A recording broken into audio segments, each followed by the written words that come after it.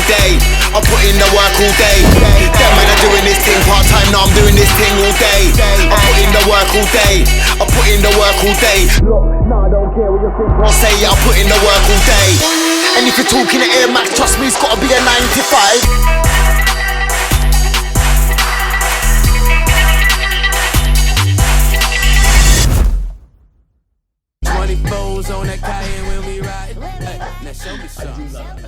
Alright guys, episode 2 of season 2.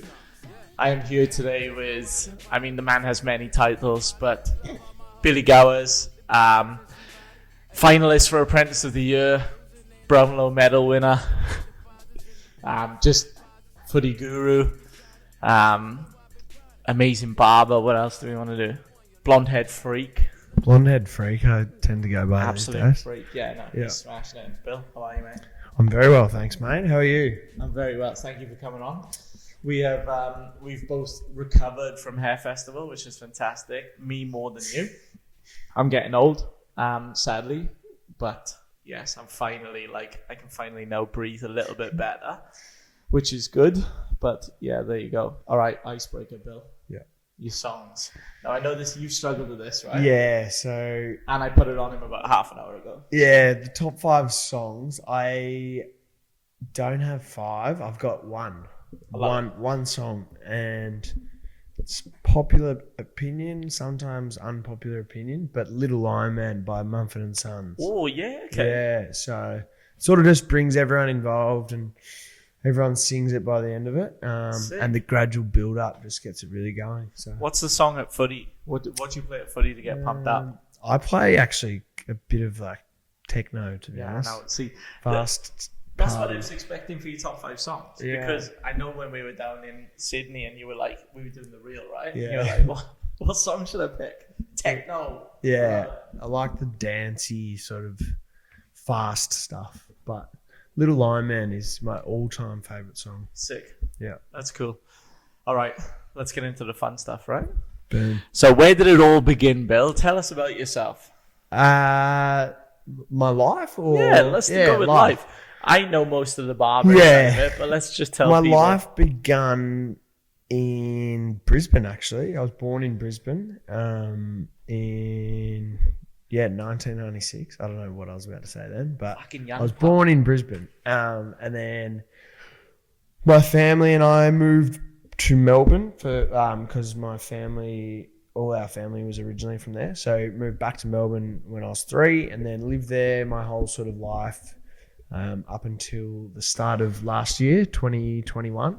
Then I've lived up on the Gold Coast for the last year and a half doing the barbering stuff. But previously to that, I was playing AFL footy. And that's sort of pretty much what my life revolved around from sort of, I don't know, the age of maybe 8 till 24, 23. It's crazy, huh? Yeah. It's crazy. So, yeah.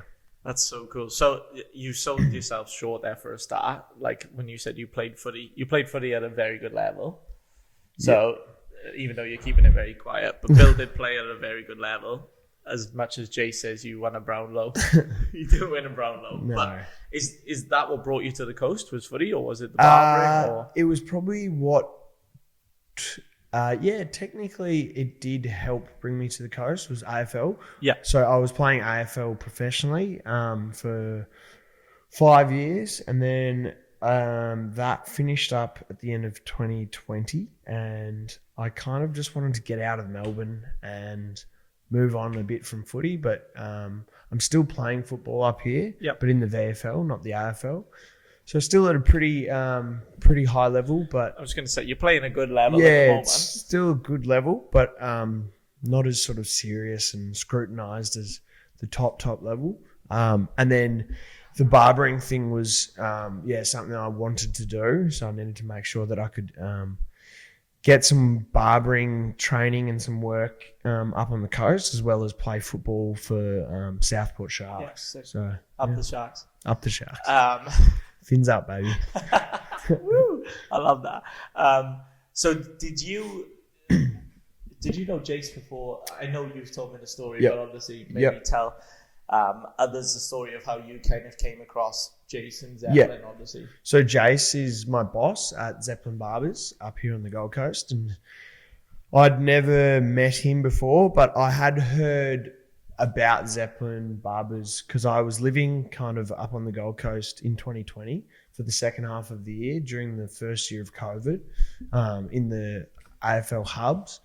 So we'd get our haircuts as AFL players do, probably too much, but I'd never actually got into Zeppelin because it was always so busy. Yeah. And that sort of gave me a bit of it sort of flicked a bit of a switch, thinking if it's too busy to get in, there's got to be something about it. So when I moved up and made the decision to move up to the Gold Coast, knowing that I wanted to do barbering, I sort of took an approach of picking 3 shops that I could see myself working at and messaged them all on Instagram.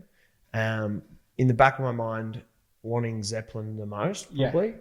But yeah, they were playing hard to get and were the only ones that didn't actually reply to the Instagram message, which is so fun. So I decided to call them up and the rest is history. From there, caught up with Jace personally one-on-one, and Jace being Jace, just very blasé, like, yeah, mate. No, not like him at all. He pretty much just said, yeah, mate, start whenever. So then I had already moved up, and for a week or two I was twiddling my thumbs thinking, when should I start? Yeah. How do I start? Will I even start? So I sent him another text saying, ready to start whenever. And he goes, okay, come in tomorrow, and been there since. That's so funny. Anyone that knows Jace will know he probably wasn't playing hard to get. He's just fucking useless. Yes, that is more of the case. As much as I love Jace, he is fucking atrocious. As we know, he's been trying to get on this podcast, although that was my mistake. He should have been episode 2, but I fucked the audio, so it's his issue. Oh, well. That's why I keep on looking at the screen going like, yeah, all right, it's still recording, so it's sweet. But now I'm also like, is the camera on? No, the camera's on. Yeah, I know it is on her. Hopefully. So. No. I know. It'll just be an audio, mate. It's sweet. Spotify. All right, cool. So your move to Gold Coast, obviously it helped with the barbering. Now, I can say this because obviously you educate through us. For those that don't know, Billy is an apprentice through the Barber Academy. So I've kind of seen both sides of the story. Obviously know you personally as well, but what you've done in the last, I don't know, let's say 12 months, I suppose. Do you think you would have been able to do that in another shop environment? Do you think, bearing in mind we both know what Jace is like, where it's just like, fucking yeah, sweet, do whatever you want. Yeah, is my direct answer. I don't think I would have been given the freedom and sort of the responsibility to be able to cut pretty much first week of getting to Zeppelin. Like Jace's mindset was the more the merrier. Bring him 100%. in, bring your housemate in, bring your dad who comes up for a weekend, bring him in, cut his hair, and then his way of training was sort of throwing me in the deep end a bit, but then come over, help out, show me different techniques and all that kind of jazz. But to answer your question, I don't think I would have been able to do it at another shop because every shop's different and you get taught different ways at different shops. But he's given me a lot of autonomy and a lot of responsibility to be able to cut and bring clients in and do different things like some collabs and some charity days and some events and some cool stuff as well. I mean, it works both ways, doesn't it? Yeah. And that's the thing which is really cool to see. Like I said that to Jace, even though you probably can't remember, but at Hair Festival, I was like, it's really cool that he's obviously giving you the freedom because you are so passionate about it. And I don't think you really, I don't think many people will know how passionate you are about barbering, but we've spent hours here talking about a comb. Yeah. For example, you know what I mean? And I love that. And it's really cool because a lot of people will just say, fuck, he's probably just doing barbering. It's cool and stuff like that, but you are so passionate about it.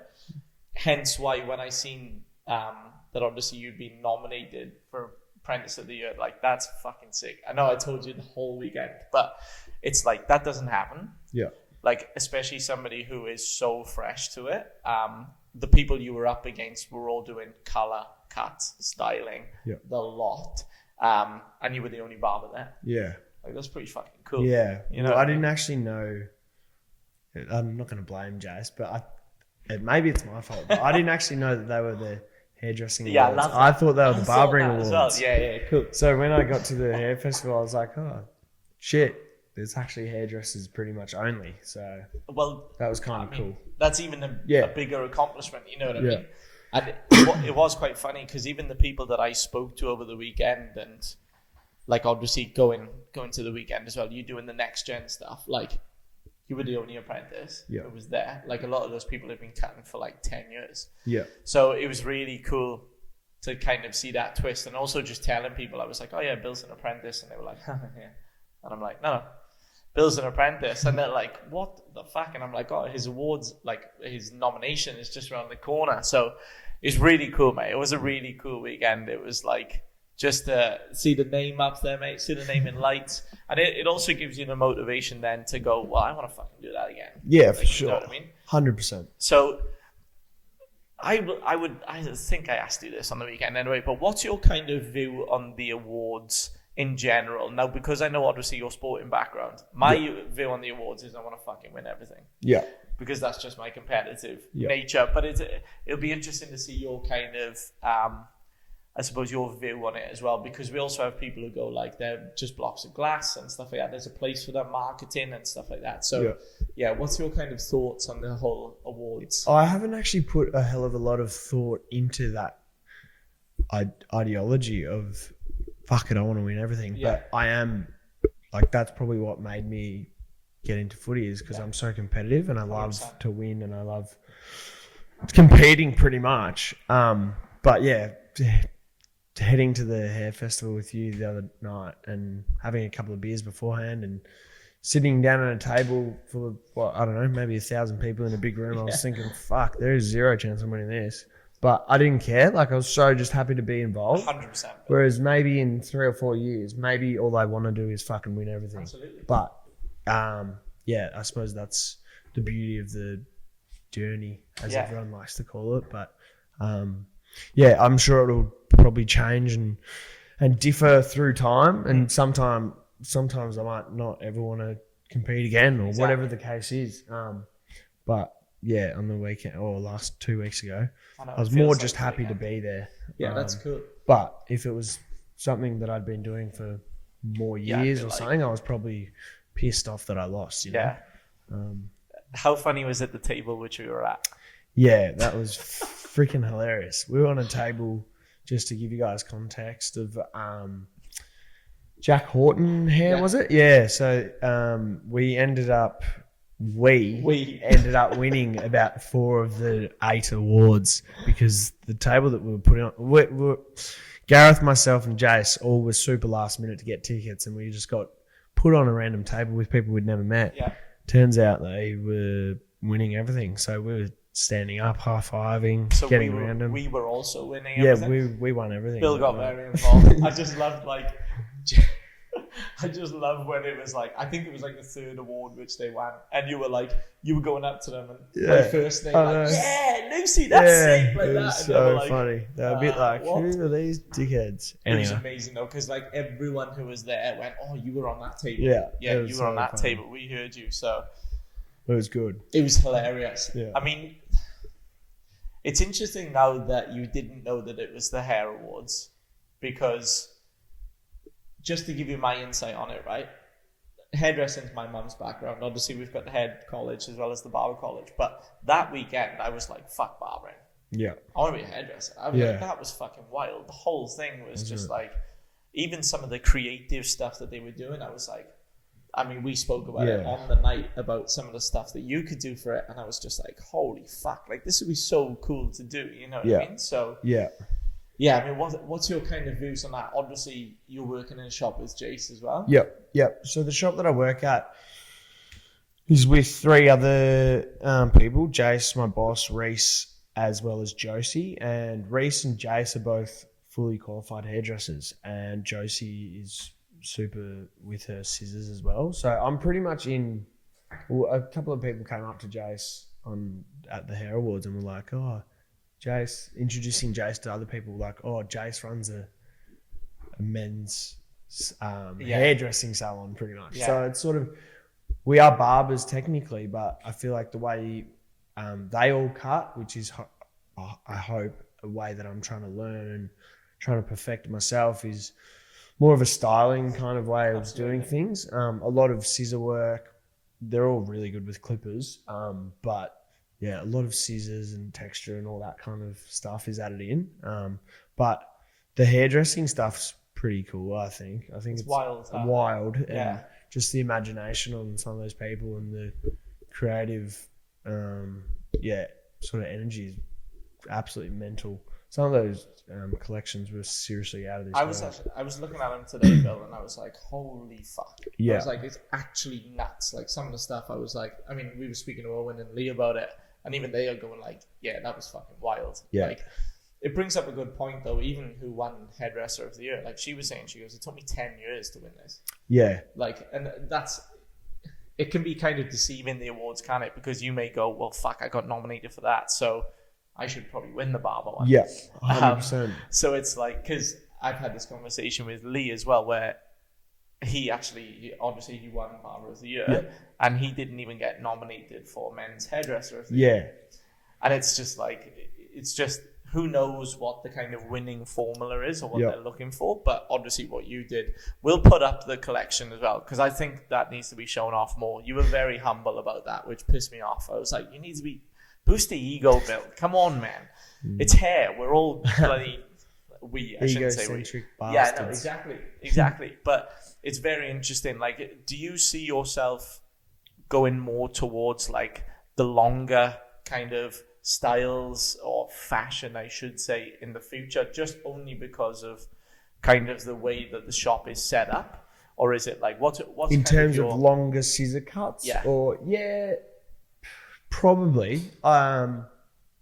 I don't know. I haven't even thought about what my... But that's also sick. Yeah. Like, I that's don't also even really really think good. that way yet, to be honest. I'm still, like, literally learning so many new techniques all the time 100%. That I haven't even perfected any, really.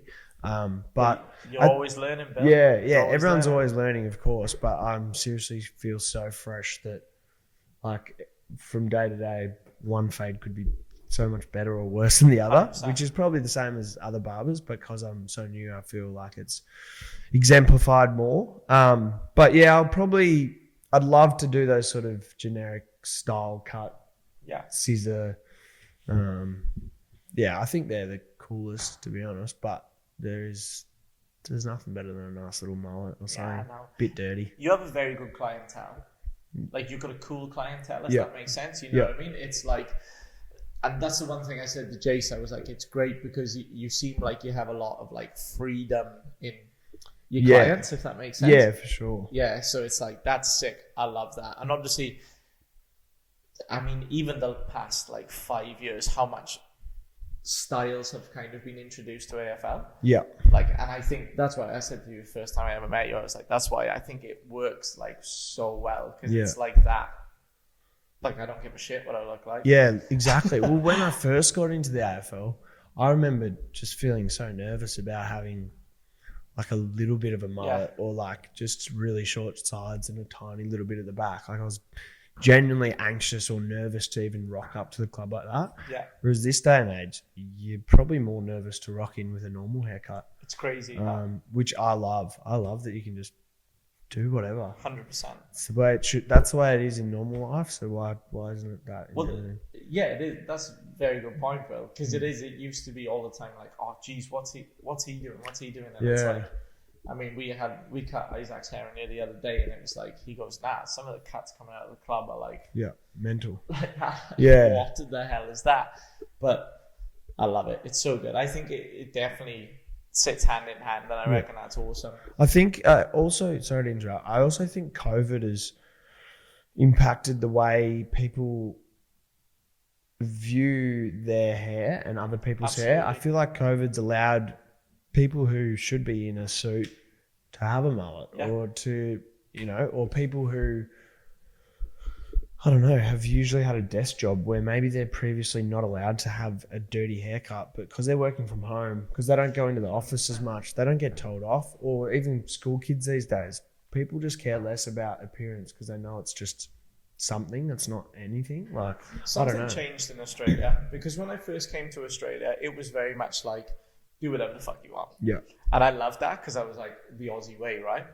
So I was like, this is sick, because it used to be back home, it's very much like, oh, you've got to wear nice clothes. Like, your shoes have got to be like spot on. You know what the British kind of culture is like. And it was like, everything had to be top notch. I came over here and people would go like, oh, what the fuck are they? And I was wearing like Lacoste shoes, but Lacoste was like, baller ass. I know. I was like, oh my God, this is amazing. And they're like, oh, what the fuck's that? Like, I just wear Dunlop Ollies. Like, all right, relaxed nature. I know. I'm like, I think I found my place. But then it went off, back, and it was like, oh, like, no, you've got to be like top notch stuff. But yeah, I agree. I think COVID has kind of twisted that around, and it's gone like, oh no, okay, you can have a little bit of freedom with it. 100%, and that flair and like natural sort of, I don't know, choice is so much more valued these days, I reckon. 100%. Than it was even only 2 or 3 years ago.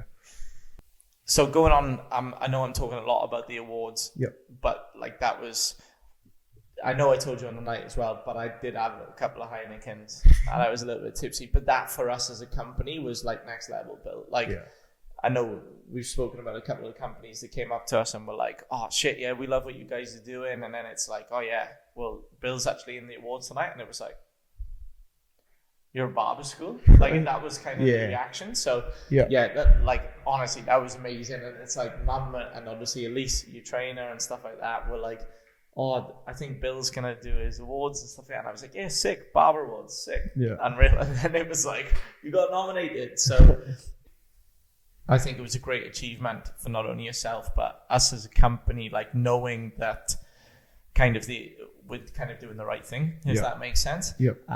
And I love stuff like that. I really hope now for the Barber Awards, like we've been speaking about, that a lot more of our students kind of see what you did and thought, fuck yeah, I want to do that. Like, because I think that there's a lot of them, which even Stacey said up in Brizzy, she goes like, oh, for Bill to do that, it's like a lot of people are going, oh yeah, I wouldn't mind giving that a crack. Yeah.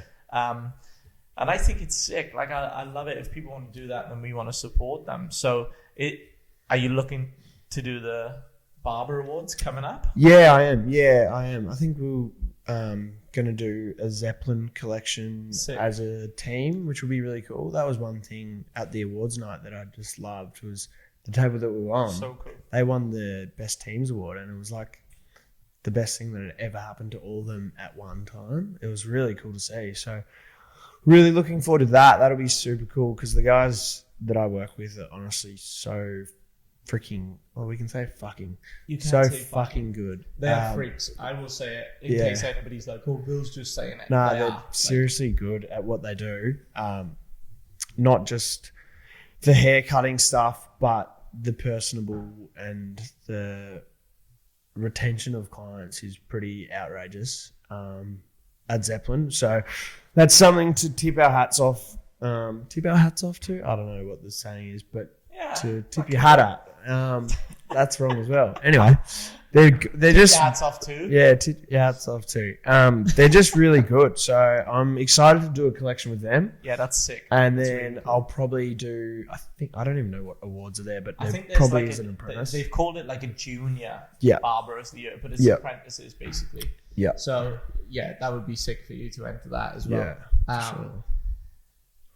I really like the team collection. I know I said that to Jace. I still reckon they should have done it for the hair awards and really fucking like fucked shit up. You know what I mean? Because it would have been like, I know the boys are trying to like ruffle a few feathers with area and stuff like that, and that could be maybe next year. I reckon. Yeah, I reckon that could be a little cool one. Watch out. Yeah, no, watch out, hair world.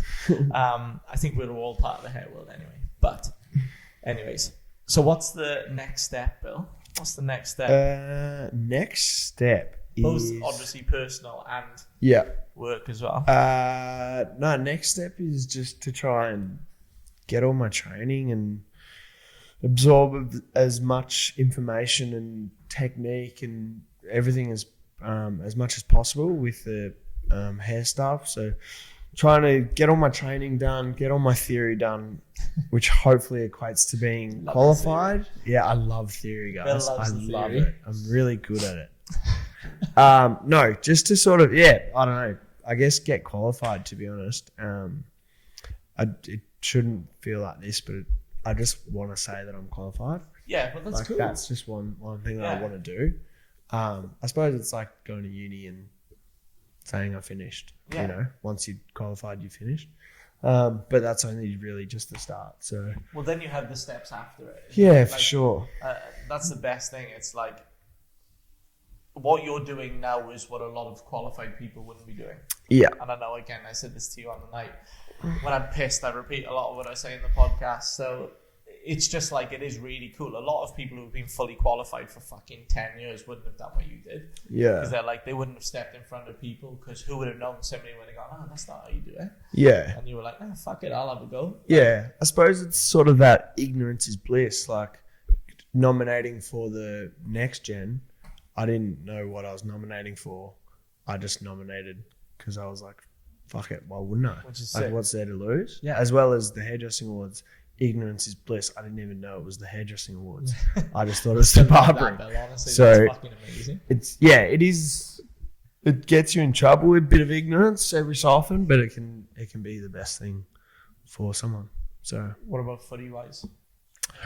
Footy wise, I wouldn't rule out playing AFL again. I just don't think I could do it, to be honest. Yeah. Just recently.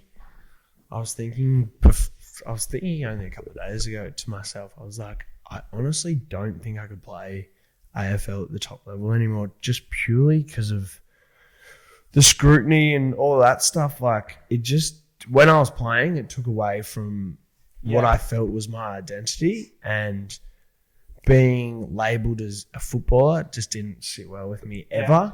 And I think it's just getting harder and harder to be an AFL footballer. It's certainly super hard to become an AFL footballer, but I think it's just so much harder to remain and to be a good AFL player. So I'm pretty content with where I'm at footy-wise, and I'm, still playing at a pretty high level. It's not as if you've dropped down to fucking No. So I'm still playing at a pretty high level, and we're going really well this year as a team. So hopefully, fingers crossed, we play finals and play well in that. And another Brownlow. Yeah, another Brownlow in the VFL. Hopefully we get to experience some finals and hopefully get to a granny and ultimately hopefully win. But if not, doesn't matter. It's just fucking life. So what do you think? This may sound like a weird question, but do you think that you've picked up barbering and your skills are good, like at a decent level? I'm not going to say amazing level because I'm going to blow smoke up your ass. But for where you're at, you're cutting above what you should be. Like, you probably know that, right? Like, you shouldn't be cutting to as good as a level as what you should. See, I don't agree. I don't think that way, because the shop that I'm at, I compare myself to them. Yeah, which is so I can compare my. So if I'm doing a cut and one of the other barbers in my shop's doing a cut, I'll look at both of our cuts and be like, mine's not good enough. So I'll try and. How long have you been cut for? Yeah, I know exactly, but I don't like. It's probably the athlete mentality of. Well, that's what I was coming on. When you get to an AFL club, or I don't know, maybe as a rugby. Are there a lot of Queensland listeners? Probably. Mate, if you get to a rugby club, they don't really give a fuck if you're 18 or if you're 31. Like, you're just expected to play. Like that. You know? Like, that's it doesn't... a very good point. There's the cliche of, like, throw your passport out at the door, which means we don't care if you're 18 and you're in your first week at the club, and we don't care if you're 35 and you're in your last year. Like, you're still set to the same standards, and you're still kept to the same, you're judged on the same thing. So your performance needs to be at this level. And if that's something that I've taken into my barbering subconsciously, I probably have to a certain degree, because I do compare my cuts to the others, and they have like all of them have been. One of them, I think, the least amount of experience is probably 6 years, which is 6 times more than I have. Exactly. So to compare my cuts with them is probably unfair to start with, and that's probably what's fast-tracked my development a little bit more. I definitely think you surrounding yourself with a team like that, is sick. But I just refer that back to sport. Like, that's why I was bringing it up, because it's like you want to play in the good teams because you want to be around people who are at that level and go, fuck, they're going to push me up. And I think that's the same in barbering as well. Like, you'll see, this is bad, but you'll see a lot of people who, again, relating to sport will go, I'm the best player in the shittest team. At least my fucking ego is being poked up. So it's really that competitive nature, which I think is sick. Like, again, going back to the area boys, like, I know Owen speaks about it all the time. He goes like, a lot of the kind of shops now are looking for these ex-athletes and stuff like that to go like, they're just at a different level. Like, they're thinking that like it may not be like intelligence, but there's just something which is just like freakish. I don't think of it as freakish. I just think of it as the norm, because that's what you're surrounded by all the time, especially sport-wise. Even having a great mindset or whatever, if you're one level below, your so-called great mindset at that level doesn't even compare to an average one at the level above. So every level changes depending on what level you're at. So I just think it's the way you think, obviously, is the way it all comes out. But I do think there is a difference between people that have done sport and people who haven't, even if it hasn't been at the elite level, but just that sort of team mentality, all working towards one thing rather than I'm a barber, I'm by myself, I'm going to do it all my own. 100%. I think having that team or the mentality of trying to perfect something is always a positive. Yeah, that's cool. What's the do you have any long-term barbering goals or hair goals, I should say? I do. I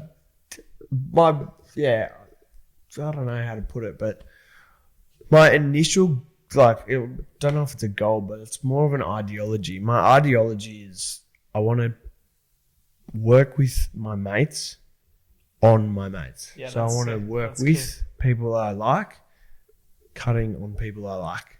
Cool. So that it becomes not really work. It's just you're hanging out with your friends all the time. Absolutely. And I feel like barbering or hairdressing is an industry like not many others where you can literally surround yourself with the people that you want to most of the time.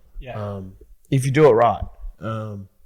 Whereas a lot of other jobs, I believe, you have to work 80% with people you don't really want to and 20% with the ones you want to. But preaching to the choir. Yeah.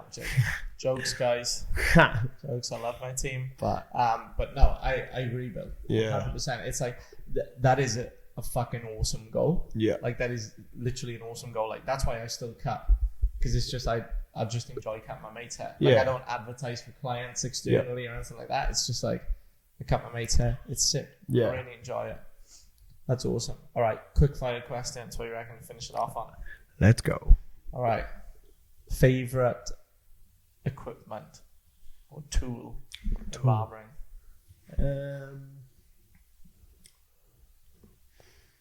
I do like the feather razor, but I'm not just that good enough yet with it. I use it for mainly the outsides of the haircut at the moment, but I'm looking forward to being able to work with it a bit better. That's a good answer, Bill. That's a good answer. Product? Favorite product? Crispy Club? Yeah. Pete? Crispy Club. Crispy Club. Crispy Club. Crispy Club. Yeah, that's an awesome product. Let's go. What else can I ask you here, Bill? What boots do you use in AFL? I wear Adidas. I have for a long time. So shout out to Adidas. Tag Adidas tag. AU. Yeah. Yeah. Nah, I wear Adidas boots. and runners and shoes and clothes and everything. Sick. Yeah. Yeah, no, I will also put a photo of you looking like Steve Jobs. That's honestly one of the funniest fucking things from that weekend. That was pretty fun. Bill was dressed in what I thought was very cool clothes, and I told him that. And then as soon as he put his headset on, Jace took a photo and went, "Holy fuck, you look like Steve Jobs." Yeah, it was a bit of a turtleneck. Anyway. We'll put the photo up anyway. It's not good. It's amazing. We should also put the reel up of the cut you did as well, which was perfectly edited. Are we shouting out? Yeah. People will be all over that. But no, Bill, honestly, thank you so much for coming in, man. I know we've been trying to do this for ages. I'm trying to keep them all to like 45 minutes now. Sweet. So Love like, it. so just so people are like, shut the fuck up. But no, amazing, mate. Thank you so much for coming in. I am so excited to see where you will be this time next year. Because it's amazing to see what you've done already. Like, it's actually freakish. I know you don't like that, but it is. So, and I think everyone will agree with me. So, tough shit, mate. That's all. Thanks. But yeah, amazing, mate. Thanks for having me, guys. Thank you very much, guys. Like, subscribe. How do we find you, Bill? So on Instagram, my hair account is bill.cut and my personal account is Billy Gowers.